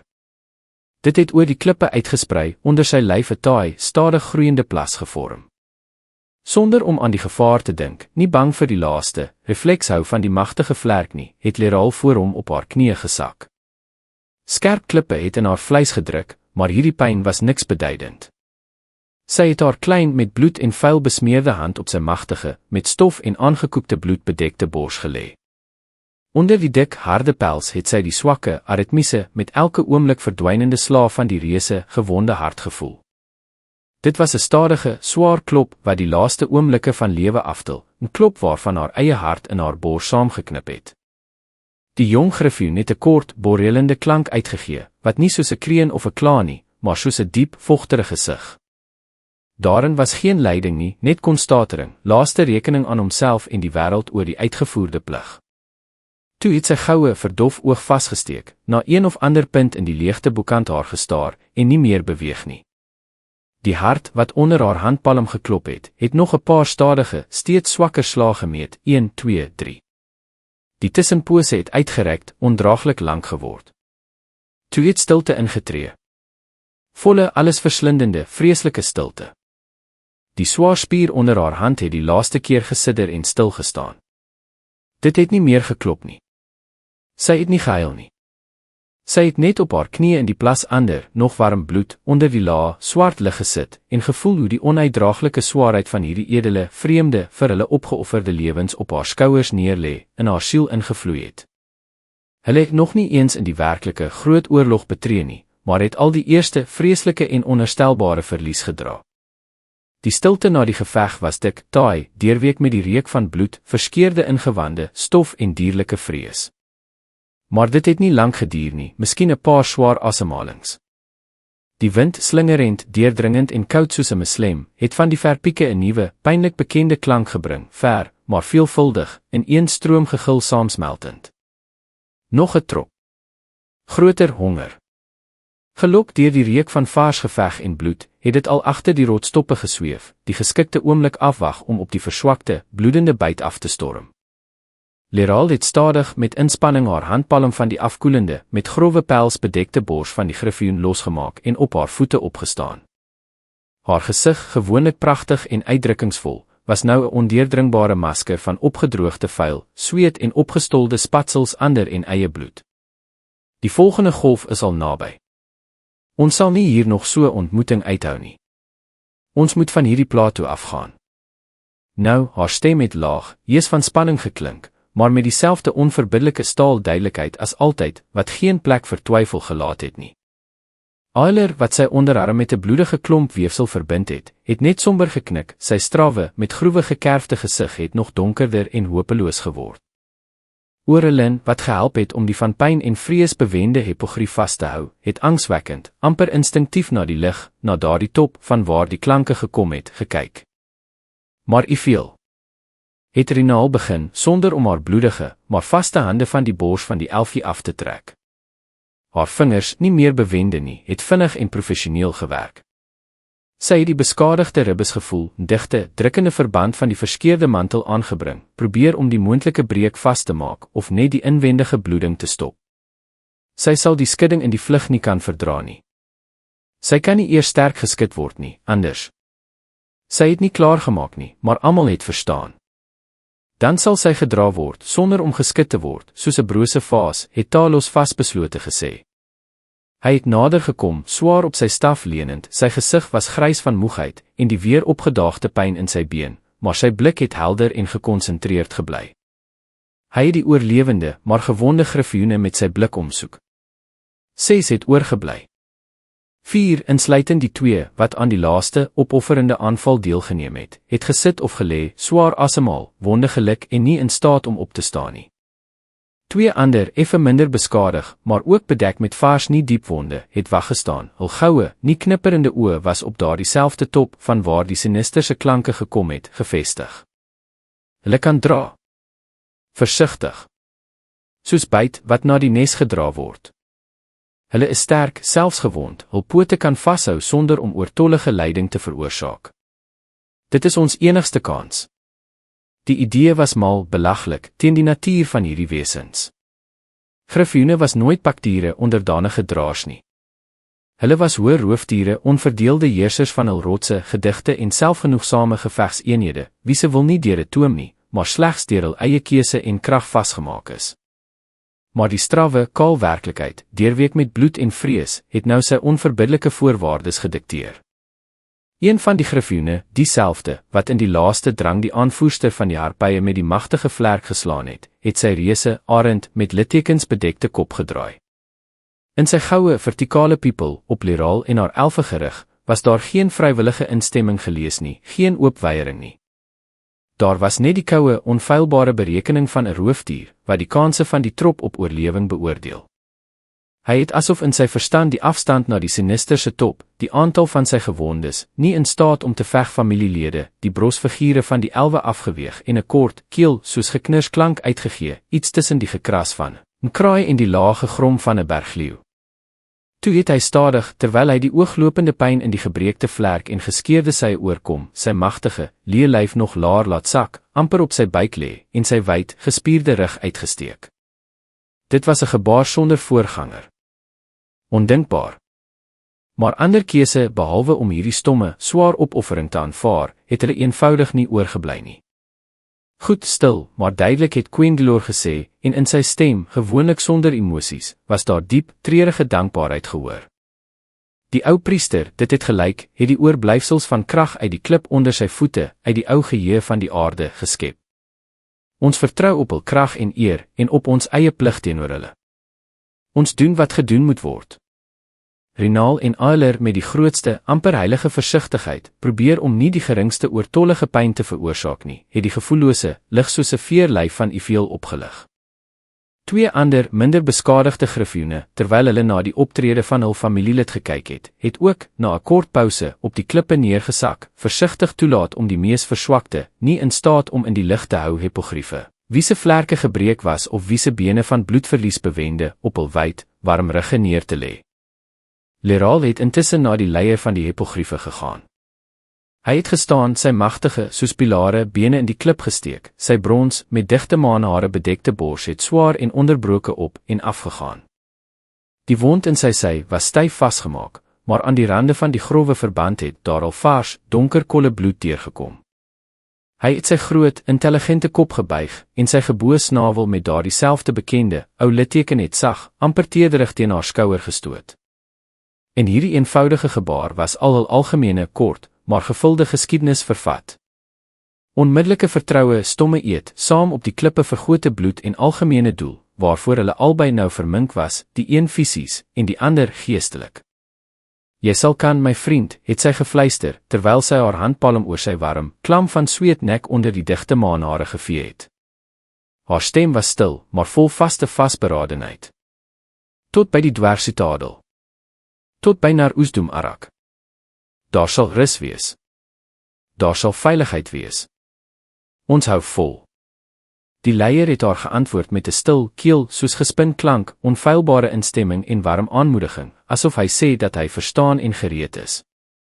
Die gegil agter die naaste top het al harder, aanhoudender, aggressiewer geword. Die harpye het nie weggegaan nie. Hulle het hul kragte bymekaar gemaak, nuwe troepe opgetrek en het nou voorberei op die beslissende aandrang op die verswakte byt. Op pad. Nou dadelik. Het Leraal beveel met eenvaardige beweging op die rug van die leier gespring. Om hierdie keer van die grond op te styg was pynlik swaar, soos om van die bodem van die oseaan op te staan. Die hippogriefe met uitgeputte lywe het met moeite met heesgeklater hoogte opgeneem, hul vlerke het die lug swak en onseker geslaan. Die griffioene, belas met die ongewone, lewende vrag, het nog swaarder opgestyg, hul magtige, maar gewonde vlerke het die lug met dof, swaar gedreun geslaan, en dit het gelyk of elke spier, elke senings in hul reuse lywe van die ondraaglike oorspanning gekreun het. Hulle het nie in die gewone sin van die woord gevlieg nie, hulle het in die koue swart lig geklim, saam met hulle nie net die fisiese swaarheid van die verliese nie, maar die swaar las van pyn, skaamte en woede weggedra. Leral omgekyk, het gesien hoe van agter die donker top, so swart, kokende lava, 'n hele rivier van nuwe, vars harpye uitgestort het. Hulle het dadelik die stadig wegkomende byt opgemerk en met wilde, triomfantelike geskreeu in agtervolging gestorm, hul vlerke het in die laaste strale van die sonsondergang geflikker.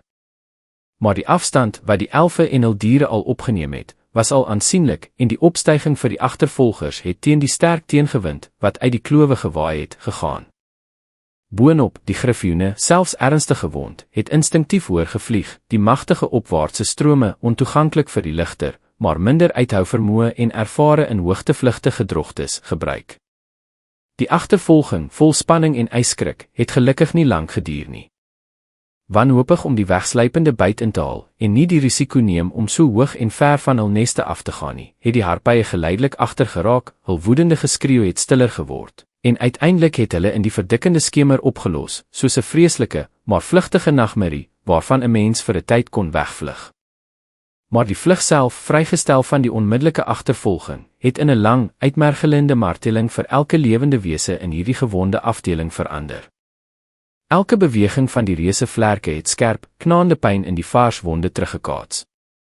Die koue, verdun lig van die hoogland het teen die gesigte geslaan, onder die klere ingekruip en almal laat ineenkrimp en sidder van die deurdringende koue. Leral het net stywer tot bleekheid van die knokels in die digte maanhare van die leier vasgeklem, gevoel hoe onder haar elke spier van sy gewonde magtige lyf span en vibreer, hoe sy asemhaling al hoe heeser, onderbroke en swaarder geword het. Sy het vorentoe in die donker horison gekyk en in haar gedagtes, desperate al die ou kragte van die wêreld, al die vergete gode gesmeek dat die dwergvesting naar Oesdoem Arak al naby, agter die volgende rug, moes wees. Dat hulle hierdie uitgeputte lywe genoeg laaste krag sou hê om dit te haal.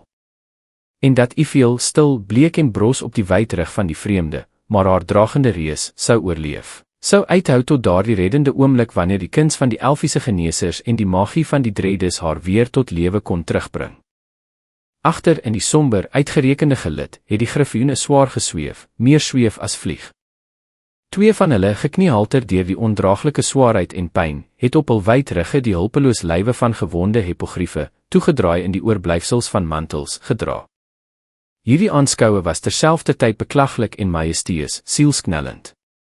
Die trotse, ontoeganklike heersers van die lig, wie se wese, dit is die vinnige dodelike uitval en onverdeelde heerskappy oor hul gebiede, het nou die rol van stadige, onbeholpe, maar ongelooflik versigtige draers uitgevoer.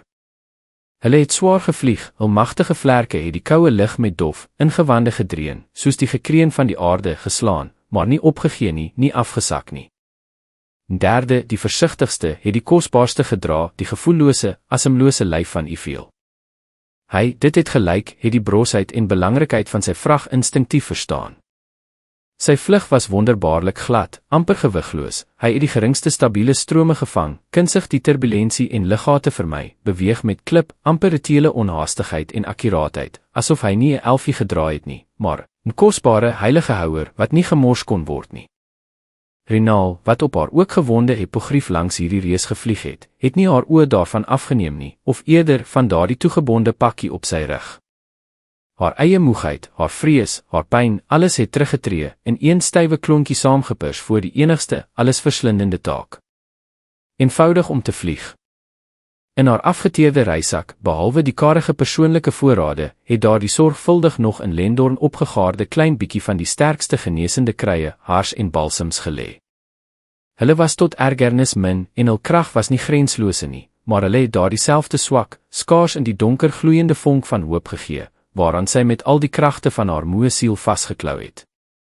Euler en Orelin, wat op die gewonde flanke van hierdie vliegende eiland van pyn gevlieg het in stomme donker skaduwees verander. Hul bewegings, gewoonlik so presies en skielik, het stadiger, taai geword, reaksie vertraag, asof hulle deur dik heuning gesweef het. Hulle het net uit laaste, amper uitgeput krag aan die dun draad van bewussyn vasgeklou, meganies die omliggende duisternis geskandeer op nuwe, onsigbare bedreigings, maar in die oë van albei, onder halftoe ooglede, het die dowwe, dierlike, allesverslindende moegheid, wat sterker as enige vrees is, gestaan. Talos, wat agter Quendilor op een van die mees uithou vermoë en kalmste hippogriefe gesit het nog meer saamgesmeld met die omliggende wilde natuur gelyk as gewoonlik. Sy gesig was die kleur van koue as, maar die fyn bleekvingers, wat die oor die knieë lê staf omvou het van tyd tot tyd krampagtig sy steel vasgeklem, en toe het die kristal op sy top met 'n swak, moe groen vonk geantwoord. Dit was nie magie in die gewone sin nie, maar suiwer, woedende lewensbevestiging, laaste wil om te bestaan, slegs deur sy eie, nie gebreek gees gevoed. Lariel het stil gevlieg, absoluut stom soos 'n spook. Haar hippogrief, alhoewel in die skouer gewond, het stoer en gelykmatig gehou. Sy het nie beweeg nie, geen klank, geen kreun uitgegee nie.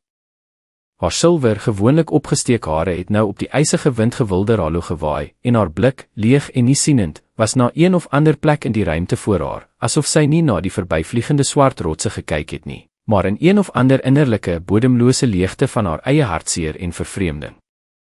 Die ure van hierdie nagmerievlug het in een taai, oneindige, grenslose oomblik saamgesmelt, waar daar nie verlede of toekoms was nie, net die huidige sieklyding. Die sterrebeelde, gewoonlik so helder en blink in die berglug, het agter die opgekomende geskeurde, lae wolwe weggesteek. Net soms in hul skere, soos deur 'n gaatjie in die kombers, het die koue, eensame vonk van 'n verster geflikker, wat nie warmte of hoop gee nie. Die nag het gelyk of dit 'n hele ewigheid geduur het, en krag het begin om selfs die stoerste en mees uithou vermoë te verlaat. Een van die hippogriefe, gedra op die rug van die griffioen, het skielik stil, beklaglik, amper kinderlike kreun uitgegee en vir 'n oomblik heeltemal slap geword, sy kop het hulpeloos gehang. Die draande griffioen, gevaarlike verandering van balans gevoelend, het swaar, grofwig in die lug geswaai, skaars balans verloor. Maar, sy wil bymekaar gemaak, het hy met dof gegrom die vlug gelyk gemaak en 'n kort, gebiedende, vol oeroue, nie teenwerping duldende gesag gegrom, waarvan selfs die sterwende, bewussyn verlore hippogrief instinktief stil geword het, aan hierdie sterker wil gehoorsaam. Leraal het op dieselfde oomblik gevoel hoe die leier onder haar skielik met sy hele lyf geruk het, asof hy 'n onsigbare hou gekry het. Haar hart het in 'n ysige afgrond geval. Sy het haar lippe teen sy nek, teen die warm, versteekvere onder die maanhare gedruk. Nog 'n bietjie, net 'n bietjie, het sy reg in sy vel gefluister, en haar stem, gewoonlik so vas, het ontaard, jees en smeekend geword. Ek smeek jou. Nog 'n bietjie. Ons is amper daar. Die leier het haar nie met 'n klank geantwoord nie, maar met 'n handeling. Dit het gelyk, het haar gehoor of eenvoudig in die dieptes van sy dierlike wese 'n onbekende, laaste reserve gevind. Die oorblyfsels van krag bymekaar gemaak, het hy sy kantelende vlug reggemaak en, terwyl hy die wilde pyn oorkom, effe meer spoed opgeneem, vorentoe uitgestrek. Dit was die gebaar van 'n ware leier, wat tot in die bemer verstaan dat as hy, die leier, nou opgee en val, dan sal die hele lang, uitgeputte ketting van gewonde siele, wat agter hom in die nag strek, soos 'n kaartjiehuis in mekaar stort. En toe, asof in antwoord op hierdie laaste, desperate wil, het daarvoor in die swart, gapende skering tussen twee rotsreuse, eintlik nie dieselfde hart van die vesting oopgegaan nie, maar sy magtige, gedigte voorportaal. Nie self naar Oesdoem-Arak, weggesteek in die diepste van die berg nie, maar daardie plek, waar sy verborge krag gereed was om na buite te kom, om sy beskermers te ontvang. Hulle het begin daal met verdwaaste blikke aan besonderhede, wat deur die ligte uit die oggendduisternis uitgeruk is, vashou. Die steppevallei was nou soos 'n oopgekrap muurnis, woedend verlig deur honderde punte van lewende vuur. Die vlamme van fakkels en vure het uit die algemene duisternis die hoofsaak uitgeruk. Die reuse, onbeweeglike, asof op die gang ingeslyp silhouette van die valke, wat in streng, amper militêre orde gestaan het, soos klipkolosse, gereed om hul kosbare vrag te los. Bo op die donker rande en uitsteeksels, het die figure van die griffioene, wat met die rots saamgesmelt het, verdonker, stomme, ewige wagte, hul goue oë het koud, sonder belangstelling die weerkaatsings van die vure onder afgeweer. En tussen hierdie twee reuse wêrelde, op die grond self, het die elfe van Lendorn al gewoel, soos hardwerkende mure. Die werk het pas begin, en daarin was sy eie chaos. Met drenende geklop en metaalagtige gekletter was die komplekse stelsels van bande en nette oopgemaak, van die magtige, stofbedekte rugge van die valke op die klipperige, ongelyk grond, wat wolke stof laat opwaai het, die eerste swaar pakke, watervate, opgerolde tente en kissie met voorrade neergedaal. Dit was nie georganiseerde, plegtige ontmoeting nie, maar oorgroote, pynlike geboorte van 'n militêre brughoof, chaoties, haastig, maar vol ontembare, doelgerigte energie. Die lig in die vallei het nie van drenende stemme gedreun nie, maar van droë, sakeklanke van swaar arbeid. Geknars van metaal op metaal, dof geklop van hout op klip, afgebreekte, bevele wat dadelik in die algemene gedreun verdwyn het. Hul gewonde, skaars asemhalende afdeling, soos die laaste, deur die sterwende berg uitgeasem stofdeeltjie, het stadig, onseker op 'n vry, verlate stukkie grond weg van die hoofchaos van die losmaak van die reuse lugkonvooi neergedaal. Die landing was nie sag nie, maar swaar, grofwig, amper noodlottig. Die griffioene wat die gewondes gedra het met dof, verbryselende geklop op die skerp klippe neergestort, hul vlerke hulpeloos oor die grond uitgesprei soos gebreekte seile. Die leier van die hippogriefe met 'n laaste, amper vallende stap gemaak, het op die plek gestil gestaan, sy trotse kop laag gebuig, van sy gebarste snavel het stadig, druppel vir druppel, op die klippe gesyfer en gedrup swaar, donker, amper swart vog. Leral het amper afgerol, en nie afgespring nie, van sy rug af. Haar hele lyf was gevoelloos van die lang spanning en koue, in haar ore het die aanhoudende, hoë geluid gestaan. Maar haar oë, gewoond aan die duisternis, het dadelik die enigste belangrike teken gevind. Daardie selfde griffioen, wat met onnatuurlike, aangrypende versigtigheid na die grond gebuig het, toelaat dat Euler en Orelin, skaars op hul voete houende, van sy wyd rig die gevoellose, toegedraaide lyf van Ifiel afhaal.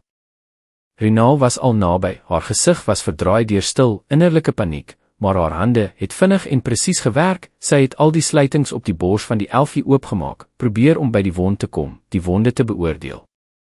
Niemand van die rondwemelende massa elfe het na hulle toe gehardloop nie, hulp aangebied nie.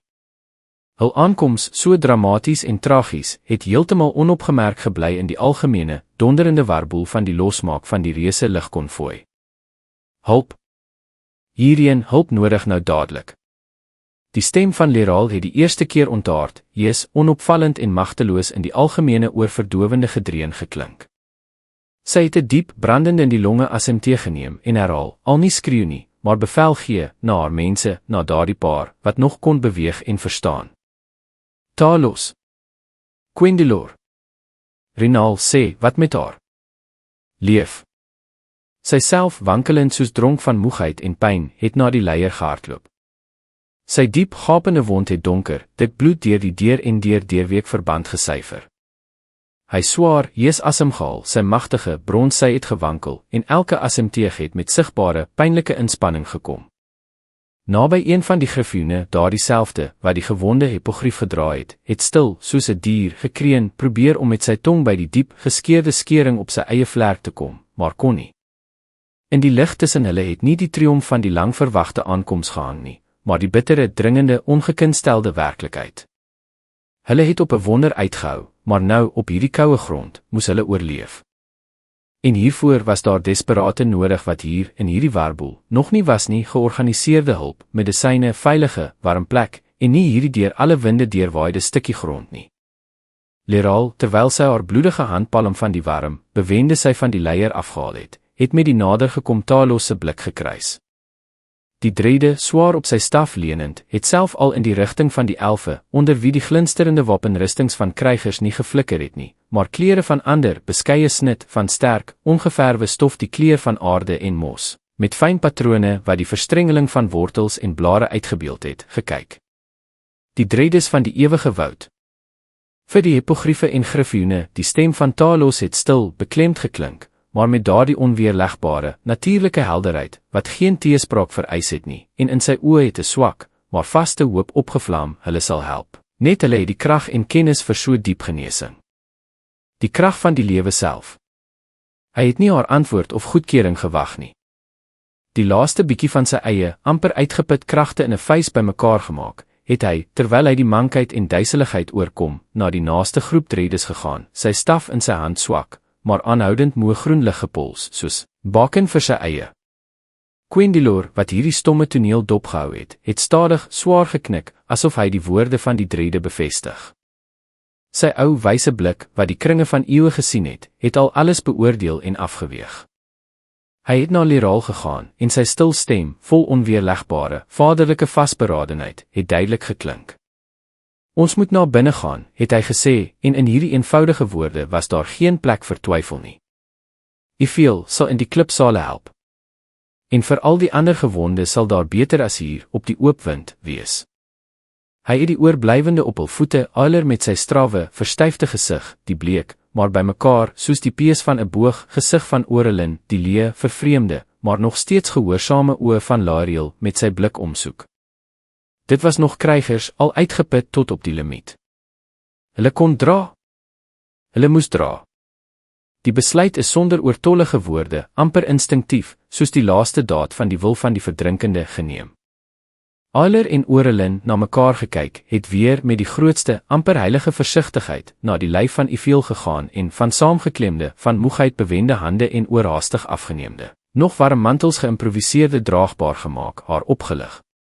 Rinal het dadelik daarby aangesluit, sonder om haar blik van die wasbleek gesig van die vriendin af te trek. Haar vingers het aanhoudend krampagtig die klein botteltjie met die oorblyfsels van die kosbare genesende drankie vasgeklem, soos die laaste desperate talisman teen die dood. Leral, voordat sy agterna gegaan het laaste vol skuld en pyn na haar hipogrief gekyk. Hy, asof gevoelend, het stadig sy kop gedraai. In sy moe, maar ongelooflik intelligente oë was daar geen stomme versoek om te bly nie. Daar was net volle, diep begrip. Hy het 'n kort keel soos afskeid klank uitgegee, haar wegstuur. Gaan. Voer jou plig teenoor ander uit. Ons hier. Ons sal regkom. Naby hom het daar al 2 kalm, selfversekerde figure in eenvoudige mantels van dredes gebuig, hul hande met tatoeëermerke in die vorm van boomringe en loetjies, het sag, maar vas op sy bloedige, bewende sy neergelê, en van hul aanraking het daar swak, lewenskragtige, goudkleurige lig, wat na mos en reën geryk het, uitgegaan. Omgedraai op stap, het Leral gesien hoe na die ander gewonde hipogriefe en griffioene, wat op die klippe uitgesprei het, ander bewaarders van die natuur nader gekom het. Dit was ander hulp, nie druktemakerig nie, nie paniekbevange nie, maar diep gekonsentreerd, stil, asof dieselfde ou, ewige woude hul onsigbare wortels hierheen, deur die berge en afgrond, uitgestrek het om die verminkte lewe te voed, te kalmeer en nuwe krag daarin in te giet. En toe het die afdeling, of eerder, wat daar nog van oorgebly het, Quendilor, Leral, Ayler, Orelin, die snikkende Rinal en die stom, soos 'n skaduwee, Laeriel, weg van die lawaaierige, vurige brughoof. Weg van die lig van die vure en die oorverdowende gedreun van duisende stemme beweeg. Hulle het in die rigting van die swart, stomme, gapende mond in die rots self, in die rigting van die reuse hekke van Nar Oesdoem Arak gegaan. Hulle het saam met hulle die boodskap van die aankoms van bondgenote en die swaar, bros, vreeslike las van ander se pyn en hul eie, diep, benagtige moegheid gedra. Stap vir stap, die lig, die drukte en die beginnende hel van die oorlog agter hulle gelaat, het hulle in die koue, klipbaarmoede van die berg betree, in die ontmoeting van die spookagtige hoop op redding, weggesteek in sy ontoeganklike, somber, ewige dieptes. Terwyl hierdie klein, treurige, stadig bewegende prosesie in die koue, vochtige duisternis van die bergtonnel opgelos het die reuse, gevoellose meganisme op die eksterne brughoof sy werk voortgesit, sonder om te vertraag of op hulle aandag te gee. Die chaotiese losmaak het geleidelik in 'n afgeregte, alhoewel koorsagtig haastige, komplekse dans verander. Die elfe, gedryf deur desperate doelgerigheid, het nie meer net pakke afgooi nie, maar dit na sekere vooraf bepaalde plekke oorgerol en oorgesleep, die eerste, duidelike omlyntings van toekomstige pakhuise, smitplatforms en veldhospitaalsones geskep. Die geklink van metaal, geklop van hout en gedreun van honderde stemme het in een magtige, onophoudelike gedreun saamgesmeld, wat selfs die stil krene van die gewondes en die sterwende gesis oorstem het. Die valke, wat hul titaniese, stom diens uitgevoer het in volle onbeweeglikheid gestil gestaan. Dit het gelyk of hulle in ou klipbeelde verander het, uitgekap deur die hande van vergete gode in die era toe die wêreld jonger en strawe was. Hul magtige, met rystof bedekte lywe het nie gewankel nie toe die laaste komplekse bande, gevleg van die sterkste elfiese vesel, deur vaardige, moe hande losgemaak is. Die laaste swaar pakkie met 'n dof, finale klap, het op die klipperige, ongelyk grond beland. En toe, sonder een klank, sonder sigbare bevel of geskreeu, het hulle almal as een in beweging gekom. Daar was geen vinnige opstyg nie, daar was majesteuse, magtige afstoot van die grond met reuse, klauagtige pote. Hul reuse, wyd en volmaakte vlerke, wat maande lank in die hoogste lae lig kon sweef, het hele wolke stof en klein klippe laat opwaai, in miniatuur sandstorme laat rondtolk. Een na die ander met dieselfde onhaastige, onverskillige, onaardse gladheid, het hulle hul swaar lywe, geweef van spiere, senings en geduld, omgedraai en begin om stadig, onverbiddelik hoogte op te neem. Hulle het teruggegaan na 'n mistige, stomme, ver gebied in die hoogte bo die uitgestrektes van die mesagtige laafveld van waar hulle gekom het. Hoog op die rotse en rande, op die donker uitsteeksels, uitgekap deur die wind en tyd, het die griffioene van die grys toppe gesit. Hulle het nie die valke gevolg nie. Hulle het onbeweeglik gesit, soos die donker, lewende gemaakte basreliefs van die berg self, deel van sy klipvleis en gees. Hul goue, ooglose oë, gewoonlik skynend met koue, roofdierverskeiding van heersers van die ligpaaie, het nou met aangrypende, beoordelende aandag na die gebeurde ondergewaak. Hul blik was sonder die vorige hoogmoed, daarin was gespanne nuuskierigheid gelees. Hulle het in die chaos van die brughoof gekyk, asof hulle die wese van hierdie nuwe, vreemde bondgenote, saam met wie hulle die bloedige dagbreek van die komende oorlog moes ontmoet, probeer uitvind. Hulle het nie net wannoordelik gewoel gesien nie. Hul skerp, geen illusies ken nie, blik het die dun, maar sterkste web van verbintenisse, wat in die smeltkroes van die geveg ontstaan het en deur algemene, brandende pyn vasgemaak is, onderskei. Hulle het met hul eie, nie knipperende oë gesien hoe die drede van die ewige woud in 'n eenvoudige mantel die kleur van mos en aarde op sy knieë langs die hippogrief, wie se nek deur 'n vreeslike, geskeurde wond ontbloot was, neergesak het. Gesien hoe die fyn met patrone wat jaringe herinner, vingers van die drede sag op die bloedige vleis neergelê het. En die wonder gesien, hoe onder hierdie aanraking die wond stadig nie met 'n litteken nie, maar met lewende, liggende met sagte goue gloedweefsel toegetrek het. Dit het gelyk asof dieselfde mos, korstmos en skoon, onaangeraakte krag van die aarde uit die klip opgestaan het om die leiding toe te maak, die vleis heelheid terug te gee. Hulle het gesien hoe 'n ander 11 in blinkwapenrusting, met moe na die losmaak en inrigting van die kamp gesig, na die mankende griffioen, wie se vlerk onnatuurlik oor die grond gesleep het, gegaan het. Die 11 het sy reisbottel van sy gordel afgehaal, en sonder om te weifel, dit na die snavel van die reus gebring, om 'n paar lang slukke gegee, voordat hy die bottel na sy droë, gebarste lippe gebring het. En hulle het die stomme, diepe begrip, wat in die intelligente, lydende oë van die leier van die hippogriefe geflikker het, gesien. Terwyl hy die helse pyn, wat uit sy eie gapende wond gekom het, oorkom, het hy die oorblyfsels van wil bymekaar gemaak en stap vir stap, stadig en plegtig sy lê, krenende familielede omgegaan. Hy het elkeen met sy snavel aangeraak, dan op die voorkop, dan op die skouer, en in hierdie ou gebaar van die leier, wat die trop naga, dit vertroos en sy onverbreekbare teenwoordigheid bevestig, was al die wysheid en hartseer van hul trop. Dit was nie eenvoudige formele ooreenkoms, vasgemaak op die koue grys toppe nie. Dit was iets ouer en fundamenteel, wat sy wortels in die donkerste en helderste oorspronge van die lewe self gehad het. Dit was stomme erkenning van algemene woede, saam vergote bloedrooi en donker bloed, en gesamentlike staan op die heel rand van ondergang, wanneer die asem van die dood deur elke wese gevoel is. Die harpye was nie net 'n bedreiging vir die elfe en hul hippogriefe nie, hulle was bederf, siekte vir die lig self, vir die ligpaaie, vir die heilige neste, wat in die ontoeganklike skere gemaak is. Hierdie blinde in hul haatgedrogtes het ook hulle, die griffioene, aangeval, met skerp, vuil kloue in hul vleis vasgesteek. En die elfe en hul gevleelde perde het in daardie hel nie net verdedig, elkeen vir sy eie aparte lewe nie, hulle het in die vuur self gestorm om mekaar te red. Die griffioen, wat met sy lyf die vallende, onvergeslaan hippogrief gedek het, die houe, wat vir 'n ander bedoel was, opgeneem. Die 11 wat onder die haal van kloue gestorm het om sy familielid, wat al amper in die afgrond weggetrek is, te beskerm, die risiko neem om die volgende oomblik aan flarde geskeer te word. Vir die griffioene, wie se wilde, strawwe wêreld eeue lank uitsluitlik op die onwrikbare wette van grove krag, absolute ontoelaatbaarheid van hul gebied en onbetwisbare, klauagtige reg van die sterkste gebou is, het dit alles openbaring geword, wat eeue oue grondslag omvergegooi het. Hulle het nou gesien dat krag, blykbaar, nie altyd net daarin lê om te heers en te onderwerp, te regeer en weg te neem nie. Soms lê ware, diep krag, daardie wat die aandrang van die dood self kan verdra, in iets anders, om in die nodige oomblik, sonder om te dink, met jou rug, met jou vlerk die een wat langs jou veg te dek, selfs al is hy uit 'n ander trop op, 'n ander taalborrel en sy bloed anders ruik. Dit was nie skielike sentimentaliteit of aanval van goedhartigheid, eie aan roofdiere nie. Nee, dit was koue roofdier, onfeilbare berekening, maar berekening van hoër, strategiese orde, gedikteer deur dieselfde oorlewingsinstink. Die oorlog, wat uit die ooste opgeruk het en homself al met bloedrooi, giftige flitse aan die horison aangekondig het oorlog nie vir trofee of lande nie, maar oorlog vir volle en onomkeerbare vernietiging van alles wat anders asemhaal, anders dink, anders lewe, beloof.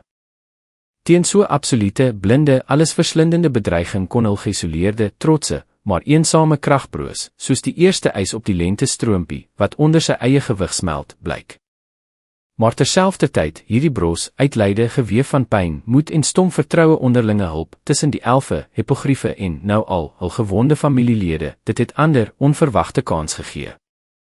Kans om nie eenvoudig alleen te oorleef nie, weggesteek in hul hoogtes, maar saam, rug teen rug, vlerk teen vlerk, hul onvervreembare reg op bestaan teenoor die gesig van blinde uitwissing te handhaaf. En daarom het hulle gebly. Nie as tydelike bondgenote in ongeluk, wat slegs deur algemene gevaar verbind is nie. Hulle het gebly as selfstandige, gedigte en ontembare krag, wat, terwyl hulle die onverwagte, onwrikbare waarde van hierdie nuwe, in vuur en lyding gebore verbintenis erken, innerlik, in die diepte van hul roofdier natuur, besluit het dat sy ware plek voortaan, presies hier, op hierdie stukkie klip onder die oop lig, langs hierdie vreemde, bros en ongelooflik hardkoppige wesens, is. Hulle het gebly omdat hulle in hierdie chaotiese, druktemakerige, lawaaierige brughoof nie net nog 'n militêre kamp, in haas en vrees opgerig, gesien het nie, maar lewende, bewende, skaars uitgebroei saad van iets niets. Iets wat beskerm moes word nie net met kloue en snavel nie, maar selfs ten koste van hul eie, ou, trotse en eensame ontoeganklikheid. En op hierdie tydstip het die duisternis van die tonnel, soos 'n wond in die dikte van die draakrig ingesny, die afdeling 11 al dieper verswelg. Dit was nie net duisternis, afwesigheid van son of fakkellig nie. Dit was dig, amper tasbare substansie, wat die eeuwe-oue, beenagtige koue van klip, deurweek met ondergrondse vog, die reuk van klam klei, die swaar geur van geoksideerde metaal, wat van ou gesteentes afkomstig was, en die ver, maar hardnekkige, bytende walms van smidse, wat uit die dieptes van die vesting gekom het, ingesluk het. Die mure bewoel met grove, hoekige rinus, het elke klank met onversadigbare, gulsige krag verswelg.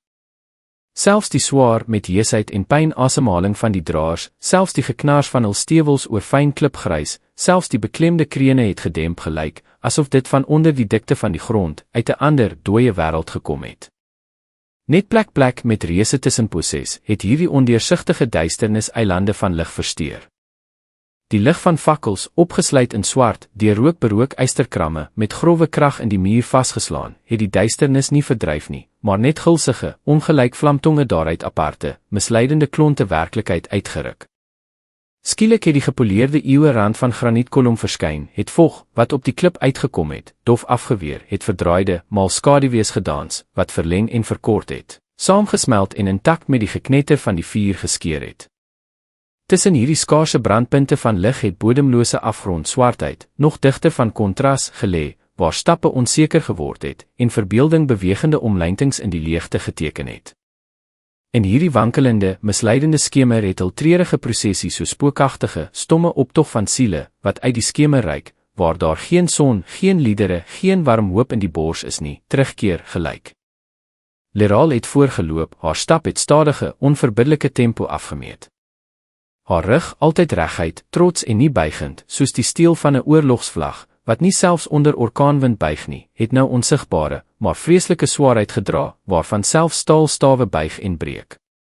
Agter haar, sinchroonbene verplaasend, presies so soldate op 'n begrafnis, het Euler en Orelin die gespanne mantel, in primitiewe, beklaglike draagbaar verander, gedra. Daarop, soos op 'n grafbed, het Ifiel gelê, haar gesig, gewoonlik lewendig gemaak deur spottende glimlag of gekonsentreerde woede van die geneeser, was nou wit, glad en onbeweeglik, soos 'n marmermasker, vir ewig op die gesig van die asemlose standbeeld vasgesteek. Die spiere op die arms van die draers het geswel en onder die vel beweeg van die ondraaglike spanning, seenings het gespan soos snare gereed om te bars, maar hul gesigte het versteek gebly, uitgegiet van dieselfde donker, ondeurdringbare klip as die mure van die tonnel, klipmaskers, wat alles ter wêreld verberg.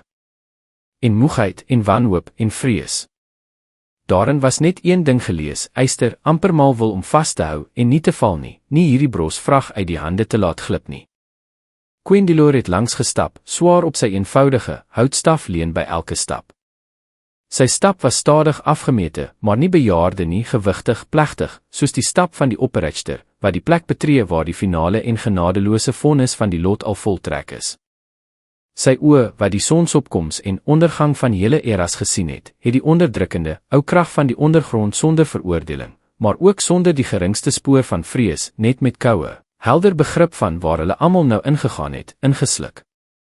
Rinal het geloop, sonder om haar blik van die bleek, soos was, gesig van die gewonde Elfie af te trek, en in haar oë, vol onuitgehuilde trane, het leegte gestaan, nog vreesliker en bodemlose as enige fisiese pyn.